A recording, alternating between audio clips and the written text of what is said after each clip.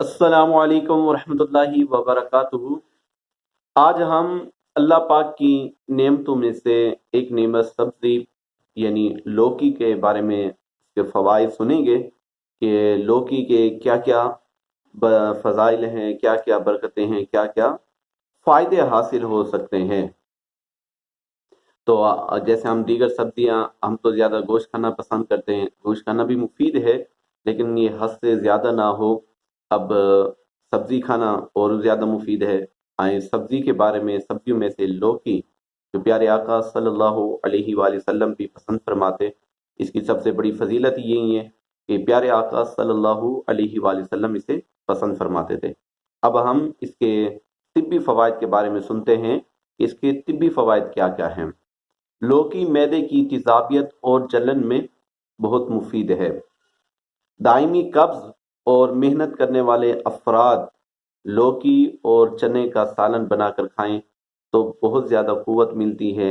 मेहनत करने में कुव्वत का जो काम होता है, ताकत का काम होता है, ये लौकी और चने का सालन दोनों मिक्स करके पकाएंगे तो इंशाअल्लाह अज़्ज़वजल ये जिस्म को बेहद कुव्वत देता है। लौकी खाने से हाफिजा तेज होता है। अब जो अफराद लौकी नहीं खाते और हाफजा का भी कहते हैं यार हमारा हाफजा तेज नहीं है, या बाज़ औक़ात वालिदैन को परेशानी होती है यार हमारा बच्चा कुछ याद नहीं कर पा रहा, तो लौकी का सालन बनाकर खिलाया जाए तो इंशाअल्लाह अज़्ज़वजल इस लौकी के सालन से हाफजा भी तेज हो जाएगा।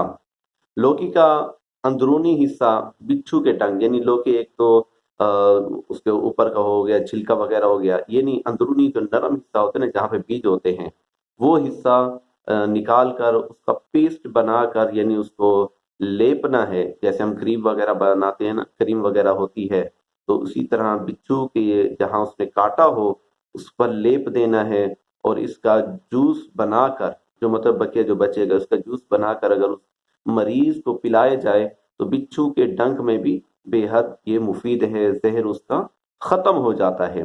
इसी तरह लौकी का अंदरूनी हिस्सा पीस कर अगर जहां सर में दर्द हो आपका तो सर पर लगाएंगे, लेप देंगे तो इंशाअल्लाह अज़्ज़वजल इससे भी आपको, सर के दर्द से भी आपको नजात हासिल हो जाएगी। इसके बाद लौकी को गलाकर छोटे छोटे हिस्से बना लेंगे और रोज़ाना खाएं तो इंशाअल्लाह अज़्ज़वजल इससे जो अमराज हैं वो दूर हो जाएंगे। जो दायमी अमराज रहे हैं वो इंशाअल्लाह अज़्ज़वजल दूर हो जाएंगे, और जो जिगर के अमराज रहे हैं इसमें वो वो भी दूर हो जाएंगे। आपका जिगर सही हो जाएगा और जिगर सही काम करना शुरू कर देगा। तो ये लौकी के फ़वाइद हैं। अगर आप लोग इस्तेमाल नहीं करते तो लौकी इस्तेमाल करना शुरू कर दें। इंशाअल्लाह अज़्ज़वजल इसके इस्तेमाल से आप खुद देखेंगे कि आपको फ़ायदा हासिल हो रहा है। अगर हमारे चैनल पर आप न्यू हैं तो हमारे चैनल को सब्सक्राइब भी कर दें।